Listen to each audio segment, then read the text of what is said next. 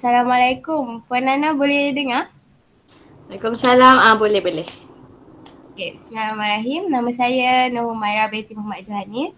Saya pelajar pendidikan dalam pengurusan perniagaan di Universiti Utara Malaysia.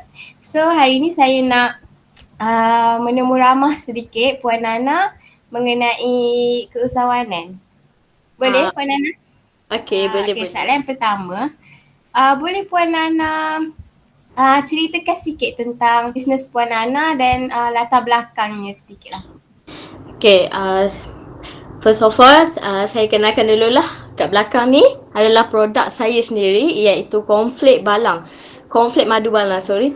Okey, cornflake madu balang ni yang kita tahu dia adalah makanan kuih raya pada hari raya kan.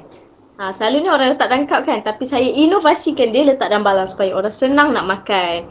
Okey. Latar belakang bisnes saya. Okey.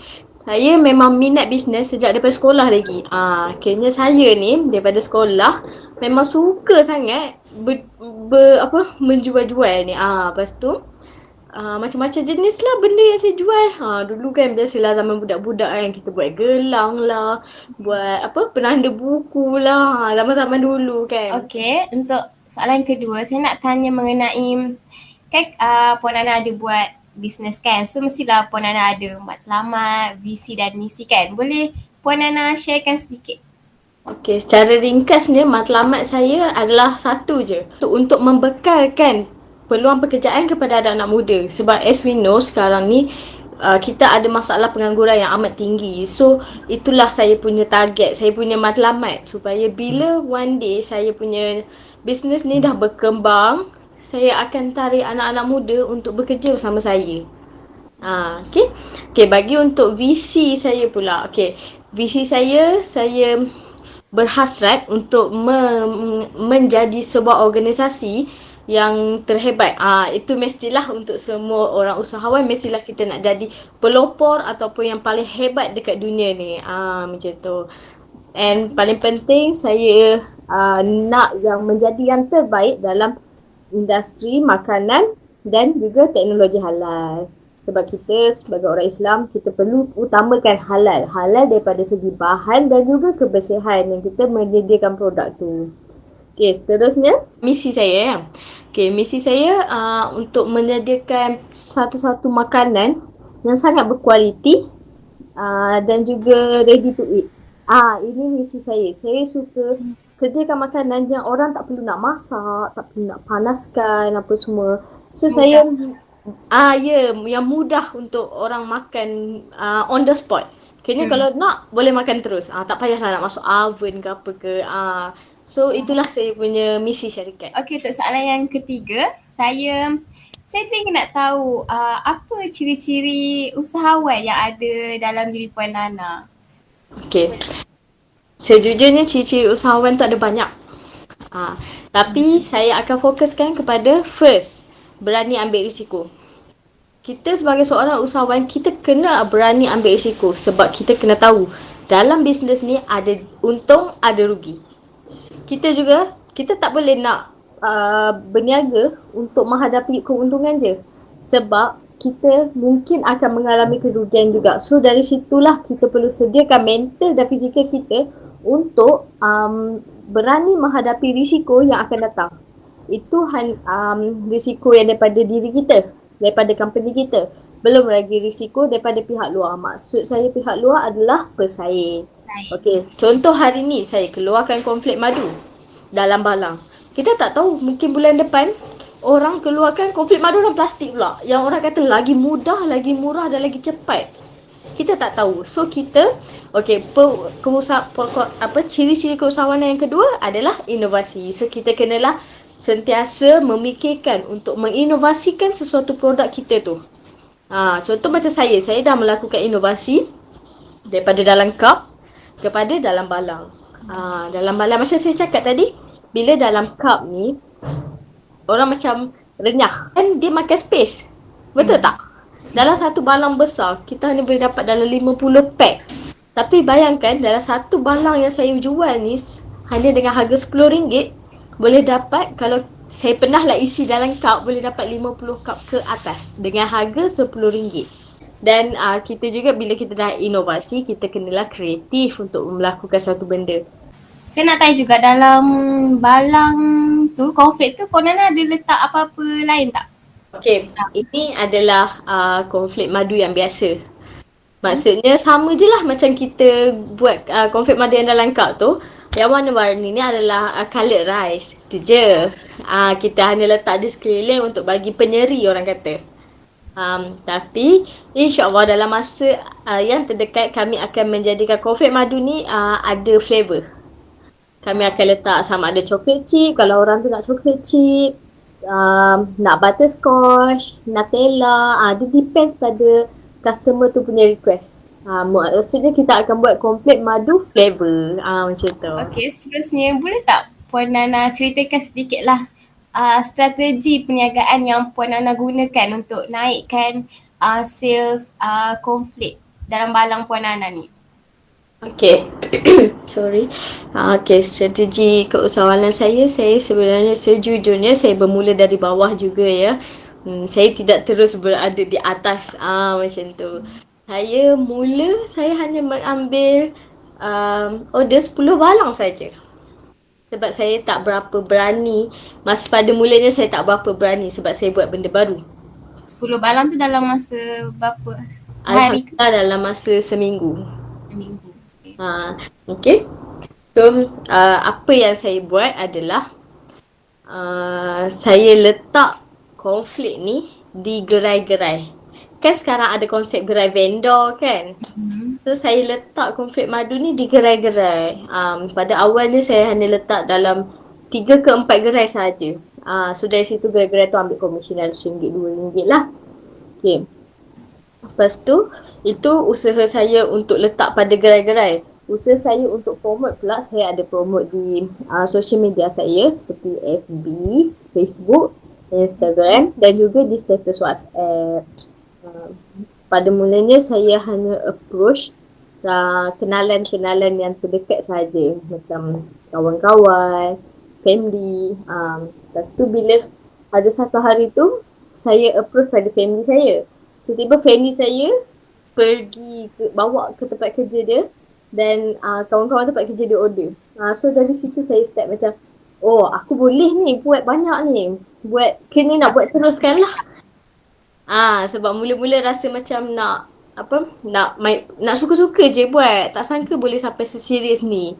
So dari situ saya start dapat order sekali, order dalam 10 balang, 20 balang. So dia memang agak penat, cuma pulangan dia sangat berbaloi. Sebab bila kita buat benda ni, kita memerlukan tenaga kita sendiri. Macam tu lah. Puan Nana buat seorang-seorang ke ada pekerja ke? Okay, pada awalnya saya buat seorang-seorang, tapi selepas saya mula stable, saya hanya buat masa ni saya ada 3 orang pekerja. Seterusnya boleh saya tahu apa faktor-faktor ataupun dorongan kejayaan dalam perniagaan Puan ni? Faktor-faktor kejayaan saya sejujurnya suami dan keluarga saya. Tanpa diorang saya tak akan berada kat tahap sekarang sebab saya dah berniaga cornflake ni hampir 5 tahun. Kalau sebetulnya 5 tahun. Tapi ada 1 tahun tu saya stop sebab saya pregnant. So saya terpaksa stop 1 tahun dan saya meneruskan balik pada tahun keempat. Dan kiranya tahun ni dah tahun kelima saya buat cornflake madu ni. Dan juga sebenarnya faktor dorongan saya untuk buat adalah kawan-kawan saya. Sebab kita dah pernah masuk dalam industri pemakanan. Kiranya orang dah kenal kita. Oh, Nana jual cornflake madu. Selalunya pada musim perayaan diorang akan kontak saya. Diorang kata, nak order boleh. 2 tahun lepas saya tak boleh nak buat sebab saya pregnant. Tahun lepas saya buat tapi tak banyak. Saya hanya ambil dalam macam 50 balang macam tu je. Sebab anak kecil lagi time tu. So tahun ni saya mula balik, saya target letak 200 balang. 100 balang. Bila saya letak 100 balang, saya cuba jual dan 100 balang tu terjual. Dan ada ekstra, kiranya yang itu hanya dalam cup. Lepas tu ada juga yang request nak yang dalam balang. So saya boleh lah buat yang dalam balang juga. Kiranya masa raya kalau ikutkan saya nak fokus pada yang dalam cup. Tapi bila ada orang request, kita cuba untuk memenuhi permintaan customer. Okay, seterusnya seperti yang kita tahulah kalau kita buat bisnes ni mesti akan ada cabaran ke apa kan. Boleh Puan Ana kongsikan cabaran ataupun halangan yang pernah Puan Ana hadapi? Okey, itu adalah adat orang kata kita menghadapi cabaran dalam satu perniagaan. Cabaran yang saya rasa setakat ni yang saya rasa sangat-sangat saya rasa perit adalah kekurangan bahan mentah. Terutama pada hampir musim perayaan. Bila hampir musim perayaan, saya terpaksa berebut cornflakes dan juga balang yang kita nak gunakan untuk simpan cornflakes tu. Sangat sukar untuk didapati walaupun di tempat yang saya selalu ambil stok. Lagi satu yang saya rasa agak mencabar pada saya adalah sistem pengepusan Malaysia. Sebab apa saya kata sistem pengepusan? Sebab ada kalanya walaupun kita dah bayar untuk penghantaran pada esok hari, kadang-kadang parcel tu stuck dekat warehouse ke mana ke kan.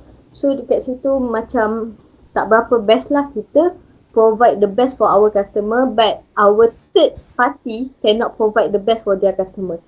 Bila ada kadang satu benda tu yang tak dijangka jadi, benda tu kadang boleh turunkan trust customer pada kita. Okay, seterusnya boleh tak saya nak tahu tentang SWOT analisis yang digunakan oleh perniagaan Puan? Okay, SWOT analysis pada saya, kekuatan saya adalah saya seorang yang suka berfikir ke depan. Maksudnya saya suka menginovasi sesuatu produk tu. So saya rasa itu adalah kekuatan diri dan kekuatan company for having me. Kekurangan pula, sejujurnya buat masa ni saya kekurangan marketing. Saya hanya berharap pada mulut orang. Dan saya ada juga bercadang untuk membayar orang yang untuk membuat pemasaran ni. Kiranya nanti saya akan upah lah, kena ambil pekerja baru untuk dia bahagian pemasaran. Okay, seterusnya opportunity. Okay, peluang yang saya nampak buat masa ni adalah para belia. Maksud saya kat sini sebab followers saya kebanyakannya adalah para belia dalam lingkungan 20 hingga 35 tahun. So, as we know, para belia ni dia suka more kepada dessert dan benda-benda yang manis. Dari situlah saya cuba untuk memikat hati para remaja. Saya sebut remaja lah, sedang sikit kan. Okay, para remaja. Selalunya yang membeli cornflake madu dalam balang ni adalah orang yang bekerja office. Sebab apa? Sambil-sambil buat kerja sambil makan kan. So itulah saya punya aim sebenarnya. Tak adalah orang tidur ke dalam office kan. Sambil-sambil makan tu kerja jalan. So produktif lah kat situ. Dalam masa yang sama, saya akan cuba juga untuk menghasilkan produk yang orang kata mesra kesihatan. Macam itulah kiranya. Maksudnya kita dah banyak makan manis. Benda tu pun tak elok untuk diri kita kan. Kena kecil manis lah apalah kan. So dalam masa yang sama saya akan cuba untuk, mungkin saya akan buat cornflake stevia. Kita tak tahu. So macam itulah. Okay, dan akhir sekali adalah ancaman. Okay. Ancaman saya sudah tentunya inovasi itu sendiri yang memberi ancaman pada company saya. Tak semua orang boleh terima cornflake madu dalam balang. Terutama orang yang lama lah macam tu kan. Sebab ada sesetengah orang lama dia tak suka menginovasikan benda-benda tradisi ni. Cornflake madu ni boleh dikatakan kuih tradisi. Tak adalah tradisi yang macam terlalu lama.